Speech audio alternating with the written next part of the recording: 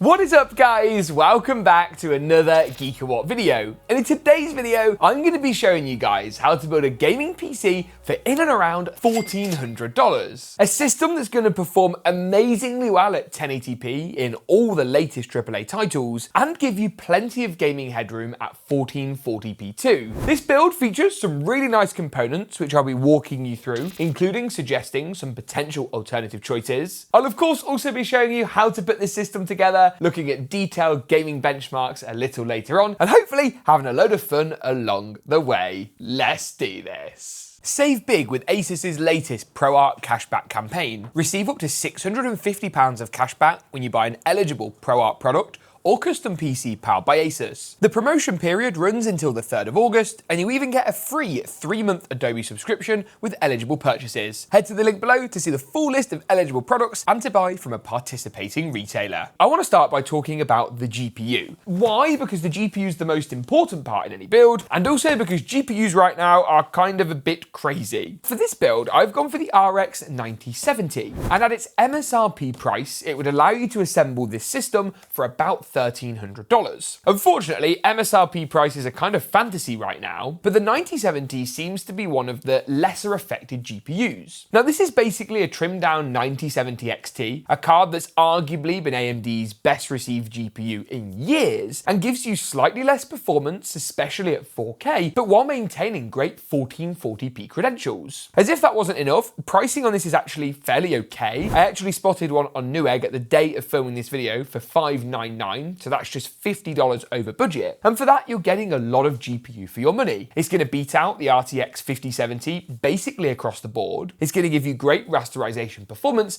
and 16 gigabytes of video memory. That, of course, is great for future-proofing the card and giving you the option to tune settings up without running into any issues. And yes, we will be testing the new Indiana Jones and the Great Circle later on to see if the VRAM here is really beneficial. One of the great things about this card is it just shows what AMD are capable of. We just need them to finally challenge NVIDIA on the high end. A man can dream. Now, in terms of the CPU, it's an all AMD front row. We've gone for an AMD lockout with the Ryzen 5 9600X. There's one simple reason for this. It's the best mid-range gaming CPU, full stop. It's better than anything from Intel on Core Ultra. It provides good performance jumps over the last gen 7000 series, and it's cheap. I've seen this again for under $200, which is a real bargain when you actually think about what this chip is capable of. Now, in terms of the cooler, I've just gone simple. We don't need to go too far. This right here is from upHere, and it's a brand you might have never heard of. I'd never heard of them, and then I found this on Amazon, hence the Amazon label, which my lovely editor will now have to blur. Yeah, it would cost me like £25 here in the UK, but it's available pretty much globally. What is not to like? Let's talk about the RAM next, shall we? Memory is a really easy one to tick off. This is a 6400 MHz kit of Teamgroup's T-Force Delta, and I really rather like the way this RAM looks. You can see it's got nice black heat spreaders on with a few little white accents, this cool angular top design, and it's RGB, which you can customize if you wish to sync up with the rest of the build. The main one with memory is getting the latency right. You want to be as close to 30 as possible. 30, 32, even 34 is okay, but avoid anything 36, 40 or higher if you can. In terms of long-term storage, I've also gone for another Teamgroup product, not sponsored, I just rather like it, the MP44L. And when we reviewed this over on GeekaWhat.com, we actually found out that it delivered way better speeds than advertised. We tested it, we got another one, we tested that one, and they were both like way faster than what Teamgroup said they were going to be, which is good. And you can find reviews actually for most of the components today over on our website, so go and check that out. I'll link it in the cards now and down in the description below. Now seems like a sensible time to talk about the motherboard, and while I was tempted to go for a Gigabyte board I've been using in lots of builds recently, one of their B850 boards, I actually went MSI instead, as a reflection of some of the deals that are currently available. Now this is the B850 Gaming Plus Wi-Fi,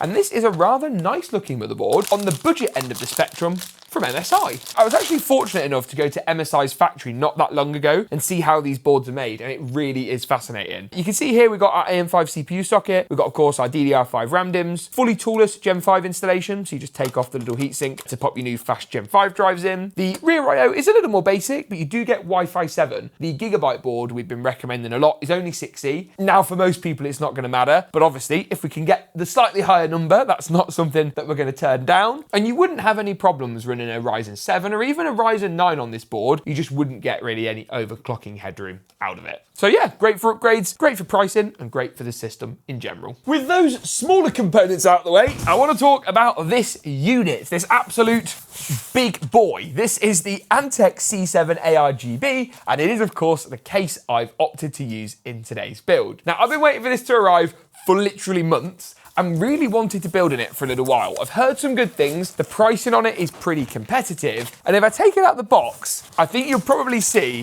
what I like about it quite so much. Oh yes, look at that. Let me talk you through it. So we've got a fully toolless tempered glass side panel. Inside the chassis, you get three 120mm reverse blade ARGB fans, which is great. And they're recessed, so we're not gonna have any clearance issues with GPUs. You've got the nice glass panel at the front. It's actually got a slight 45-degree angle to allow the two panels to meet in a more seamless fashion. Nice touch. 120mm exhaust fan at the rear. And then if we spin the case around to the back, you get this like Lian Li-esque sort of like meshing here for any like radiators or fan air intakes. And behind this little door, you've got all your cable management, which you can tuck away. And behind this door, which is actually screwed in, you've got room to mount 1, 2, 3, I think 4 SSDs and 3 hard drives, I want to say. 2 hard drives. We'll put it on the screen. It's also got an integrated RGB hub as well, and you can actually see behind this door where all of the fans and stuff are plugged in, which is great. We actually have a build on Geeka PC, which is our UK pre-building company, shameless plug, that uses the C5, and it's been really, really popular. So this C7 is something I'm quite looking forward to building in. And then finally, the last part to talk about is the power supply. Less interesting, so I'll be more brief. It's the RM750e, it's ATX 3.1, it's Cybernetics A for noise and Platinum for efficiency, and it comes with nylon braided sleeved cables. They're not as nice as what you'll get if you buy like dedicated cable extensions, but they're a lot better than what you'll find on most power supplies, and it's a good price. So with that, I think it's time to go ahead and get this thing built, and I'm going to start off, as always, with a motherboard. Specifically, I'm going to start off by installing the Ryzen 5 9600X. To do this is really simple. All we need to do is locate the little golden triangle on the processor, so you can see it just in the top corner here, and we're going to match this up with the golden triangle on the actual CPU socket itself. I'm then going to push the arm down. That's going to allow me to release the CPU socket before dropping the chip into place. A little something like that. Beautiful. Pop the cover down,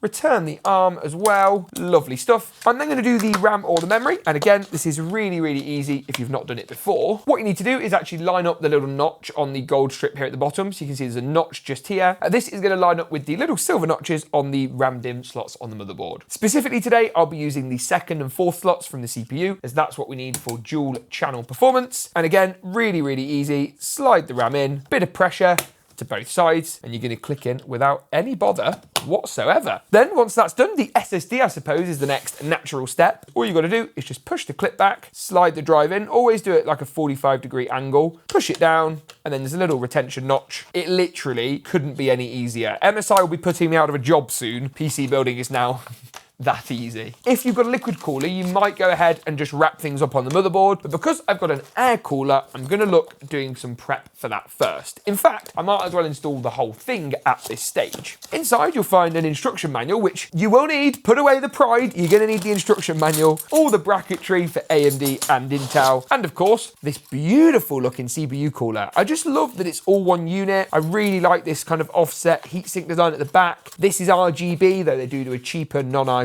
version. It's just really nice, and you haven't got to remove the fan to install the heatsink, which for me is a massive plus. First things first, it's telling us to remove any stock AMD mounting brackets. If you take a look at my board today, I've already took these off, so that saves me a step. The second step then for AMD is to put on this bracket assembly. So we've got 4 stoppers, we've got our 2 silver brackets, and then the 4 screws that go all the way through. If you then look carefully, you'll see there's then 2 posts, one on each side of the silver brackets. These are what we're going to be installing the CPU cooler into. It really is that easy. Now, once you've done that, remember to add a dab of thermal paste onto the chip, and then you're going to screw the cooler into place. Wire up the fan header while you're here, but I'll be saving the RGB header for the integrated hub on our Antec C7. With the motherboard assembly now nice and complete, I'm then going to go ahead and pop the motherboard into the case. Now, looking at the case, all of the standoffs are in the right locations, and I didn't realize this case does have BTF motherboard support, and you can tell by all of these little cutouts. So if you've got a reverse connect motherboard, you're going to be just fine. I'm going to open the door at the back of the case first and foremost, take my screwdriver and do the same to the other door, just so that I can easily pass any cables through. And you guys should be able to see those opening from the front side, a little something.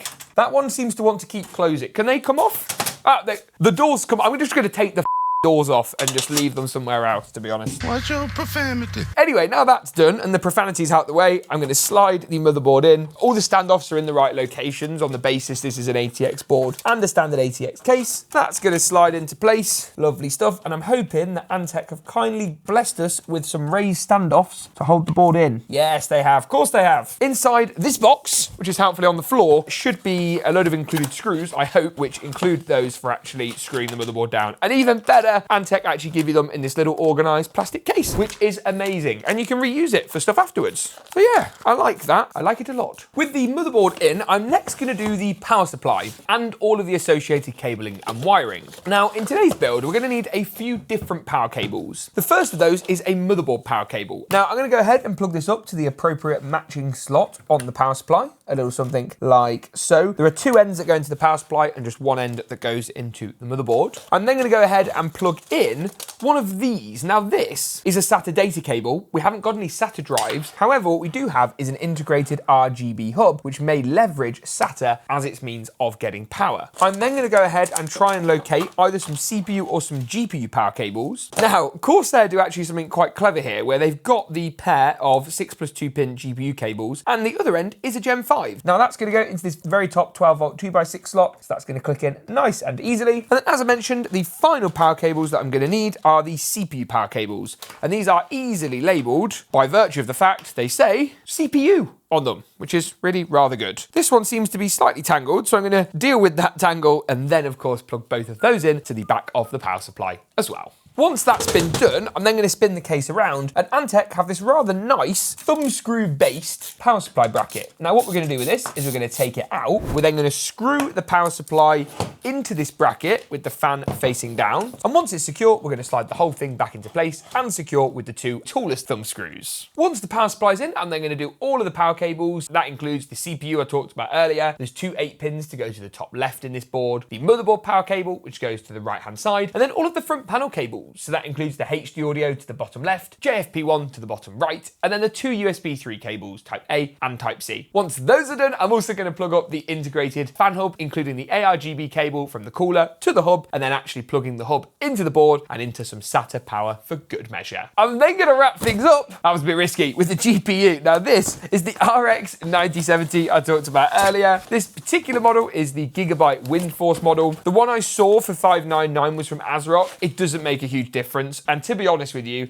I would just buy whatever represents the best value at the point you're watching. Now, in order to understand which PCI slot covers need removing, I'm going to push back the clip on the graphics card slot and hover it into the case. And that looks to me like the second and third slots which need to be taken out. I'm going to go ahead and remove said second and third slots, which should pop out nice and easily, and then slide the graphics card into place. Bit of pressure, wait for the click. That was a very unsatisfying click sound. Couple of screws, just the same screws that I took out when I removed the PCI lanes. And then of course the GPU power cables from a little bit earlier. And I'm just going to go ahead and actually click these into place. And with that, we have ourselves one amazing looking gaming PC. What does it look like when it's all powered up? Will it boot? Should we find out? I've got a power cable ready to go into the power supply. There's no cuts here. It's the first take.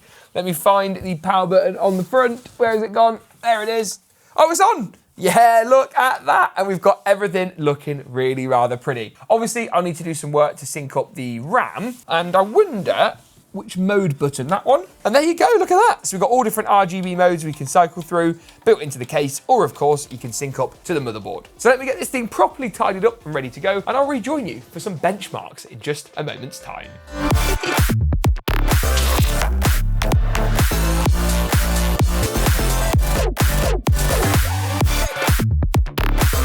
RX 9070.